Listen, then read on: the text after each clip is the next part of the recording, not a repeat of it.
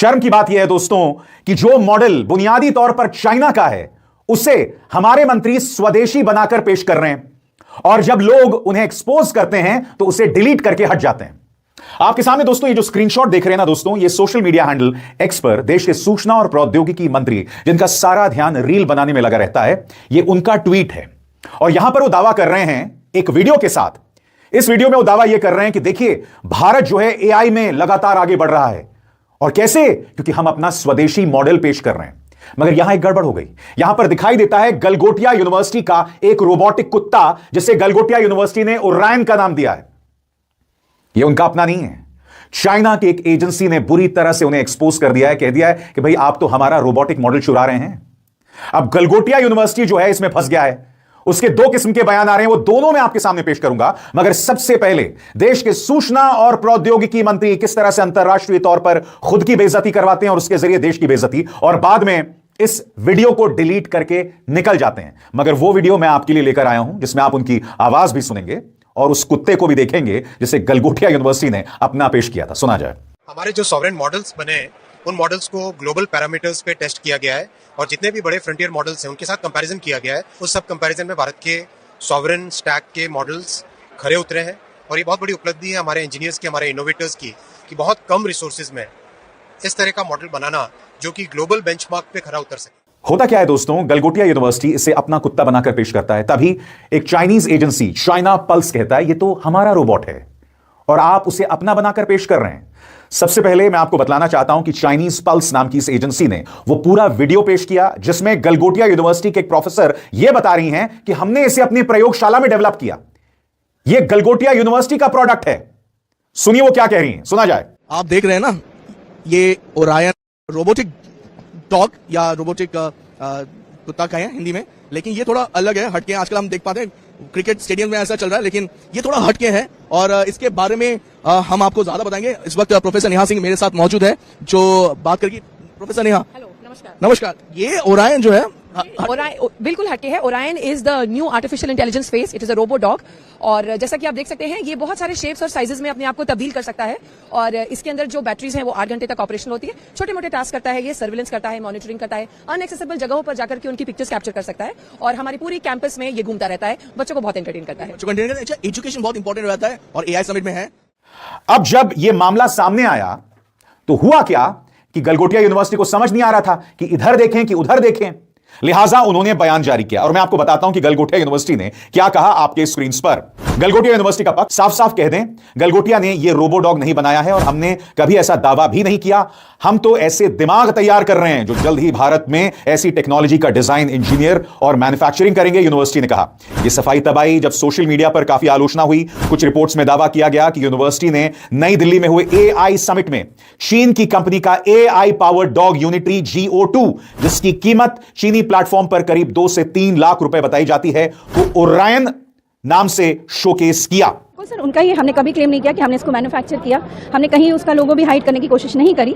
हमने केवल ये कहा कि हमने इसको अपने यूनिवर्सिटी में as a part of the investment हम इनको लेके आए हैं, ताकि बच्चे उससे इंटरैक्ट करें और उसको एक्सप्लोर करके रिसर्च और डेवलपमेंट के पर्पज से लाए। अब इस मुद्दे पर सरकार की नाक इस कदर कटी कि सरकारी सूत्रों के हवाले से यह बयान जारी किया गया है, जिसमें कहा गया है, सरकारी सूत्रों का कहना है कि एआई इंपैक्ट समिट में चीन में बने रोबो डॉग के डिस्प्ले पर हुए विवाद के बाद गलगोटिया यूनिवर्सिटी को समिट में एक्सपो एरिया खाली करने के लिए कहा गया है। मगर जैसा कि कहा गया है ना, अब पछतावत क्या होत जब चिड़िया चुग गई खेत।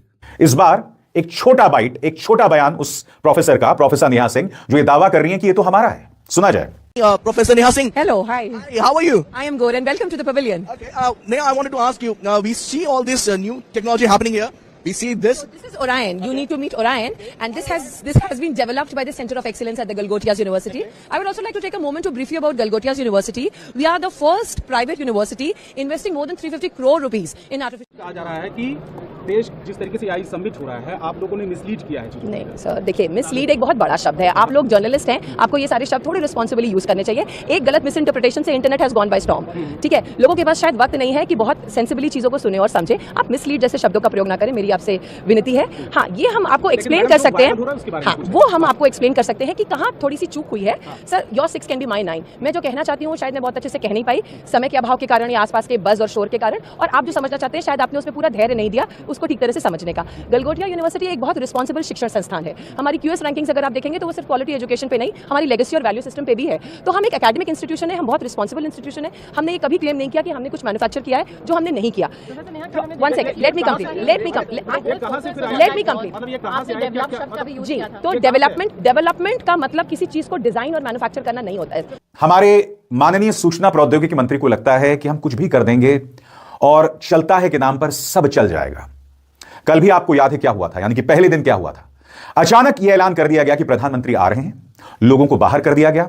आपको याद होगा कि एक एंटरप्रेन्योर था, उनका जो सामान है चोरी हो गया था, याद है कि नहीं। धनंजय यादव ने अपने इस ट्वीट में दावा किया था कि हम अपना सामान छोड़ के चले गए, वो चोरी हो गया था। अफरा तफरी मची हुई थी। क्यों? क्योंकि अचानक प्रधानमंत्री ने फैसला किया कि अब मैं पहुंच रहा हूं भारत मंडपम एआई समिट में, मुझे अपना चेहरा दिखाना है। यह सब बवाल हुआ था और इसका ऐलान भी माननीय सूचना और प्रौद्योगिकी मंत्री ने किया था। कितनी अफरा तफरी हुई थी, और उस अफरा तफरी की चर्चा दुनिया भर में हुई थी। हम दुनिया में पेश कर रहे हैं अपना एआई दावा, आर्टिफिशियल इंटेलिजेंस में हम दुनिया को अपना दावा पेश कर रहे हैं, मगर बगैर तैयारी के। सबसे शॉकिंग बात, कोई अखबार, कोई न्यूज चैनल ये जो अफरा तफरी मच रही है, ये जो चोरी हो रही है, उसकी चर्चा नहीं कर रहा है। मैं जानना चाहता हूं क्यों और किस तरह से हमारे सूचना और प्रौद्योगिकी मंत्री एक्सपोज हुए। आप देखिए सोशल मीडिया हैंडल एक्स में एआई, खुद आर्टिफिशियल इंटेलिजेंस कम्युनिटी नोट्स जो है किस तरह से उन्हें एक्सपोज कर रहा है। देखिए क्या लिखा गया है। The robot is imported from China which costs around $2,800. Government and their ministers are just misusing public funds to win elections. इससे ज्यादा शर्मनाक क्या हो सकता था। कम्युनिटी नोट्स ये कह रहे हैं कि भैया आप जिसे उपलब्धि के तौर पर, जिस रोबोटिक कुत्ते को उपलब्धि के तौर पर हमारे सूचना और प्रौद्योगिकी मंत्री पेश कर रहे हैं, दरअसल वो चीन से मंगवाया गया है $2,800 में। हमारे जो मंत्री हैं वो सरकारी फंड का मिसयूज कर रहे हैं, दुरुपयोग कर रहे हैं चुनाव जीतने के लिए। चीन के नाम पर ये लोग संस्थाओं को परेशान करते हैं, बर्बाद कर देते हैं लोगों को जेल तक भेजते हैं, और यहां पर चीन हमारी बेइज्जती कर रहा है और हमारे पास कोई जवाब नहीं है। जवाब कैसे होगा मुझे बताइए ना। जब एक यूनिवर्सिटी इस किस्म की चोरी करेगी, और मैं चोरी शब्द का इस्तेमाल क्यों कर रहा हूं, क्योंकि एक तरफ गलगोटिया कहता है कि हमने तो अपना बनाकर इसे पेश नहीं किया, मगर दूसरी तरफ आपने सुना उनकी प्रोफेसर नेहा सिंह क्या कह रही थी कि हमने इसको डेवलप किया। अरे भाई, आप फैसला तो कर लो। आपके दाएं हाथ को नहीं पता बायां हाथ क्या है। मैंने कहा ना दोस्तों, एआई के नाम पर ये लोग देश का मजाक बनवा रहे हैं लगातार पहले दिन से। मगर शॉकिंग बात, कोई गोदी मीडिया इसकी चर्चा नहीं कर रहा है, किसी अखबार में इसकी चर्चा नहीं है, किसी अखबार में नहीं। एआई का जो ह्यूमिलेशन हुआ है पिछले 2 दिनों के अंदर, वो तो अनप्रेसिडेंटेड है। मुझे तो शर्म आती है कहने में भी कि जिस ढंग से वहां चोरी हुई और लोगों के सामान उठाकर लेके चले गए। जब प्राइम मिनिस्टर अंदर थे तो लोगों को लैपटॉप या उनके मोबाइल, उनके पानी की बोतल, कुछ भी अंदर नहीं ले जाने दिया गया, जैसे कि पता नहीं क्या हो जाएगा। इतना कुछ करके इतनी बदनामी, और ऊपर से डिजिटल इंडिया की सारी चीजें दिखाई जा रही हैं। लेकिन जब अब वहां पर जब खाना खाने के लिए किसी एक रेस्टोरेंट बनाया हुआ था, जो फूड जॉइंट था, वहां पर खाना खाने गए तो कहते जी हम आपसे यूपीआई और क्रेडिट कार्ड से पेमेंट नहीं ले सकते, आपको कैश देना पड़ेगा। तो पता नहीं हमारा डिजिटल इंडिया कहाँ चला गया सारा का सारा। तो बेइज्जती की भी एक लिमिट होती है, हम तो उस लिमिट को भी क्रॉस कर गए एक्चुअली देखा जाए। ऊपर से गलगोटिया यूनिवर्सिटी के जो उन्होंने 2 खासतौर से जो रोबो दिखाए थे, मेरे पास है उनका फोटो, आप देखोगे यहाँ पर, तो इसने बड़ी बदनामी कराई। और एक किस्म से देखा जाए ये उसका असली फोटो है, और ये तो इंडिया में वैसे भी अवेलेबल है, मतलब पैसे दो ले लो, खरीद लो, लेकिन ये चाइना है। और जब इन्होंने अपना दिखाने की कोशिश की तो फिर उसके बाद चाइना के लोग जागे और उनकी फैक्ट्री वाले कहते हैं भाई ये क्या हो रहा है, हमारी चीज को अपना बना के कैसे दिखा रहे हैं, ये तो यूनिटरी कंपनी का है वहां पर। तो अल्टीमेटली गलगोटिया को माफी मांगनी पड़ी। फिर आज फिर उन्होंने हद कर दी गलगोटिया ने। अब वहां पर एक बॉल लेके आगे, सॉकर बॉल, पता लग रहा है वो कोरिया की बॉल थी, तो उसको अपना बताना शुरू कर दिया। और एक और यूनिवर्सिटी, दयानंद कोई यूनिवर्सिटी है वहां पे, उसके आसपास ही उसका भी बूथ लगा हुआ था अंदर, उसने भी ये रोबो दिखाया। और जब एक कॉरेस्पॉन्डेंट उनसे पूछा कि ये रोबो डॉग तो तुम्हारा नहीं है, ये तो चाइना का है, तो तुरंत वो अपना घबरा गए और तुरंत अपना उसको उठा के अंदर रूम में ले गए वहां पर, ताकि किसी की नजर ना पड़ जाए और बदनामी ना हो जाए। लेकिन तब तक तो बदनामी हो चुकी थी। ये भारत है, ये नया भारत है, मोदी का भारत है। यानी कि दूसरे की चीजों को अपना करके दिखाओ, नाम बटोरो। और गलगोटिया का मतलब गल घोटिया, यानी कि गला घोट दिया पूरा का पूरा इस बंदे ने, गलगोटिया वालों ने। सुना है 3,000 करोड़ का मालिक है, लेकिन 3,000 करोड़ का मालिक मक्कारी कर रहा है, पाखंड कर रहा है, झूठ बोल रहा है, देश के साथ देशद्रोह कर रहा है, देश का नाम डुबो रहा है। इससे ज्यादा मैं क्या कह सकता हूं। अगर ऐसे ऐसे लोग भारत के अंदर पैदा हो जाएंगे तो भाई साहब हमारा क्या होगा। अल्टीमेटली उसको एआई के जो पूरे बूथ थे वहां से भारत मंडपम जो था जहां पर लगा हुआ था एग्जीबिशन, उससे बाहर निकाल दिया गया उसको। और उसके बाद भी उनकी अकड़ जाती नहीं, हमको बाहर नहीं निकाला गया, हम ऐसे बाहर नहीं जाएंगे, हमने तो पैसे दिए हैं। तो ये क्या कहूं इसको मैं, मुझे तो बिल्कुल भी समझ में नहीं आया कि हो क्या रहा अल्टीमेटली, और किस लेवल की हमारी बदनामी है। हमारे पास तो कोई प्रोडक्ट है ही नहीं अल्टीमेटली। हम तो, इसलिए मोदी का कल जब भाषण आया तो उन्होंने कहा कि अब हमको प्रोसेस को छोड़ के हमें प्रोडक्ट की ओर आगे बढ़ना होगा, कि हमें इंडिया को प्रोडक्ट देने चाहिए अब एआई के। देखो जी, आईटी के अंदर हम कौन थे। आपने मनरेगा मजदूरों का नाम सुना होगा। दिहाड़ी मजदूर होते हैं, बेचारों को 200-300 रुपए मिलते हैं, सारा दिन काम करते हैं, मिट्टी भरो, मिट्टी खोदो, मिट्टी भरो, मिट्टी खोदो, यही करते रहते हैं ना। तो हमारे जितने भी जो आईटी के अंदर ये जब लोग कोडिंग वोडिंग करते थे, ये आईटी के लेबरर थे, ये आईटी के मजदूर थे, प्लम्बर थे, कारपेंटर थे एक्चुअली। अब साहब हमने तो कोई प्रोडक्ट बनाया नहीं आईटी के अंदर, हमारा इंडिया का एक भी प्रोडक्ट नहीं है। हम ये लेबर का काम करते रहे। और आपको सुन के हैरानी होगी कि इस लेबर का जो काम है आईटी के अंदर, जो सारा कोडिंग वोडिंग करता था, ये पर आवर के हिसाब से इसकी पेमेंट होती है, पर आवर के हिसाब से, प्रोडक्ट के हिसाब से नहीं कि आप कितना घंटा आपने काम किया। तभी मैंने कहा ना, ये मनरेगा है, ये आईटी का मनरेगा है। और अब हम क्या करेंगे, अब हम एआई का मनरेगा बनेंगे। अब वहां पे हमको दिहाड़ी के हिसाब से पैसे मिलेंगे, क्योंकि वहां भी हमारे पास अपना प्रोडक्ट कुछ नहीं है। हमने वहां पर क्या कहते हैं कि बहुत सारे डेटा सेंटर बनाने का इरादा किया है, लेकिन डेटा सेंटर बनाने के लिए जितने भी हमको जीपीयू चाहिए, ग्राफिक प्रोसेसिंग यूनिट चाहिए, जो उसका हार्डवेयर चाहिए, तो हमारे पास है ही नहीं। वो तो सब बाहर वालों से मंगाना पड़ेगा, और वो आ रहे हैं, वही लगाएंगे यहाँ पर आके, तो पैसे भी वो कमाएंगे। 2047 तक उनका वादा हो गया कि भैया हाँ बिल्कुल सही बात है, यहाँ पे जो भी हम कमाएंगे उसका हम टैक्स नहीं देंगे, टैक्स माफ कर दिया गया।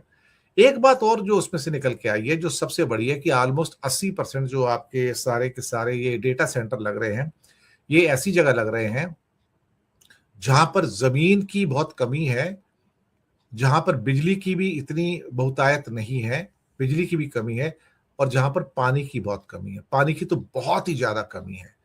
अब ये जो सारे सेटअप हैं, इनको बहुत ज्यादा बिजली चाहिए, ये तो बिजली पीते हैं अल्टीमेटली। मतलब ऐसा हाल है कि डेटा सेंटर को ये पूरे कई शहरों की बिजली अकेले खा के चले जाते हैं, इतना ज्यादा बिजली का इसमें उपयोग होता है। दूसरा, इनके जो अंदर जो जीपीयू लगे रहते हैं, प्रोसेसिंग यूनिट, सेमीकंडक्टर लगे रहते हैं, बहुत गर्म हो जाते हैं, उनको ठंडा रखना पड़ता है वहां पर। तो लगातार उनके ऊपर एक अल्ट्रा प्योर वाटर जो होता है, मिनरल वाटर से भी जो प्योर होता है, वो पानी उसके ऊपर लगातार डालना पड़ता है। तो तुम्हें रोज लाखों लीटर पानी चाहिए होता है उसके लिए, वो पानी कहाँ से आएगा। और तुम्हारे डेटा सेंटर ऐसी जगह आ रहे हैं जहां पर ऑलरेडी शहरों में पानी नहीं है, तो पानी कहाँ से लाओगे। ऊपर से आप गुजरात में ऐसी जगह आप सेमीकंडक्टर प्लांट लगा रहे हो जहां उनको पानी की जरूरत होती है, कि जहां पे पानी अवेलेबल नहीं है। कभी कभी हमें लगता है कि हम एक पागलपन की जो लिमिट है ना